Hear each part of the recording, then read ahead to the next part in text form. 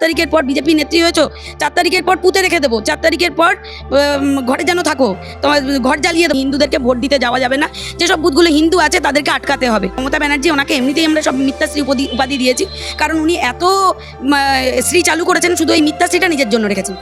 উনি এমনকি এই কথাও বলেছেন ওনার সমস্ত কিছু কাজ শেষ হয়ে গেছে, মানে আগামী উনি যদি আবার 5 বছরের জন্য থাকেন তাহলে ওনার কাজ করার মতো আর কিছু রইল না।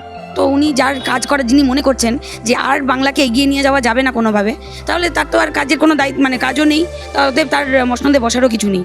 আমরা দেখতে পাচ্ছি এই গত 15 বছরে এগিয়ে বাংলার পরিবর্তে এটা পিছিয়ে বাংলা হয়ে গেছে। কি নেই মানে এগিয়ে তো নিশ্চয়ই ওনার কথা একদম ঠিক। দুর্নীতিতে এগিয়ে, নারী নির্যাতনে এগিয়ে, বেকারের সংখ্যা যেভাবে বেড়েছে, চাকরিজীবীরা তারা রাস্তায় আজকে কেঁদে আছে, রাস্তায় পড়ে আছে দিনের পর দিন, তারা হাহাকার করছে। সেই দিক থেকে উনি এগিয়ে, কারণ মানুষের পেটে লাথি মারতে পেরেছেন, সেই দিক থেকে উনি এগিয়ে আছেন। শিক্ষা একেবারে শেষ করে দিয়েছে। এক একটা স্কুলে যাবেন, কোথাও হয়তো একটা বাচ্চা পড়তে আসে, কোথাও 5টা বাচ্চা পড়তে আসে। যেই পশ্চিমবঙ্গ আজকে শিল্পের দিক থেকে 2য় স্থানে ছিল পুরো ভারতবর্ষের মধ্যে, সেই পশ্চিমবঙ্গ এখন শেষের দিক থেকে 1ম স্থানে আছে। কারণ এইভাবেই উনি এগিয়ে বাংলা উনি যে বলতে চাইছেন, মানুষের এখন আইন শৃঙ্খলা যে মানে এই পশ্চিমবঙ্গের মানে সংবিধান উনি মানেন না। এই যে এটা মাননীয় মুখ্যমন্ত্রী বলছেন, তৃণমূল সুপ্রিমো যখন বলছেন, তার সাথে সাথে এটা তৃণমূলের যে সমস্ত কর্মী আছে, যারাই আছে তৃণমূলের কর্মীবৃন্দ, তারা প্রত্যেকেই একই হুঙ্কার ছাড়ছে।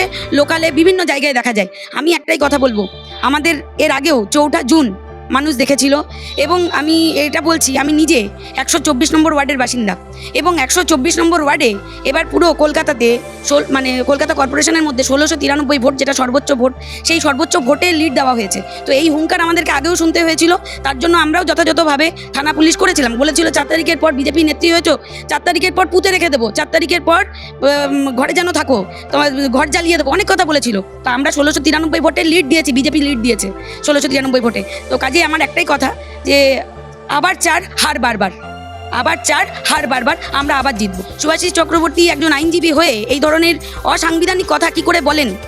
সবার আগে উনি নিজে একজন আইনজীবী হয়ে কথাটা কি করে বললেন যে হিন্দুদেরকে ভোট দিতে যাওয়া যাবে না, যেসব বুথগুলো হিন্দু আছে তাদেরকে আটকাতে হবে। আজকে সেই একই রকমভাবে আমাদের যিনি প্রার্থী হয়েছেন মহারাজজি, সুনীল মহারাজ, সেই সুনীল মহারাজ একজন গেরুয়া বসনধারী এবং ত্যাগের প্রতীক।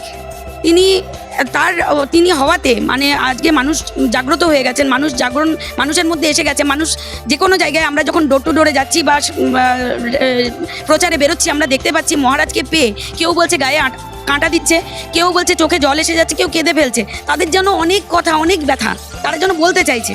তো পশ্চিমবঙ্গে এখন যা পরিস্থিতি হয়েছে, বা লোকাল তৃণমূলের যে সন্ত্রাস, যে জোর জুলুম, সেগুলোর থেকে বিচার করলে আমরা একটাই কথা বলবো যে মহারাজকে পেয়ে, সুনীল মহারাজজিকে পেয়ে মানুষ আপ্লুত, এবং একটা সম্পূর্ণ অরাজনৈতিক, যিনি আর কিছু বোঝেন না, যিনি জানেন যে নিজের জন্য চাহিদা তার কিছু নেই, তিনি মানুষের জন্য কাজ করতে এসেছেন, এটা মানুষও খুব ভালোভাবে নিয়েছেন। তো সুনীল মহারাজজি একদিকে যেমন সুভাষিস চক্রবর্তী, তিনি যেখানে সন্ত্রাসে তার শুরুটাই হচ্ছে সন্ত্রাসীমূলক আচরণ দিয়ে, যেটাতে মানুষ ভয় পাচ্ছেন যে আগামী দিনে কি হতে পারে, সেই জায়গায় সুনীল মহারাজজিকে খুব সাদরে তারা গ্রহণ করছেন। দেখুন, একদমই ঠিক, এই 15টা বছর ধরে যেটা তৃণমূল সরকার করে এসেছে, যে বর্তমানে প্রশাসন যেটা চালিয়ে এসেছে, ভয় সন্ত্রাসের রাজনীতি করে এসছে, জোর করে মানুষের কাছ থেকে ছিনিয়ে নেওয়া। এবং আমি বলছি, এটা যে কোনো কিছুর এই যে এখন মাত্রাতিরিক্ত হয়ে গেছে, মানে এটা ওনাদের শেষের শুরু তো আগেই হয়ে গেছিলো, একদম শেষের দোরগোড়ায় এসে পৌঁছেছেন।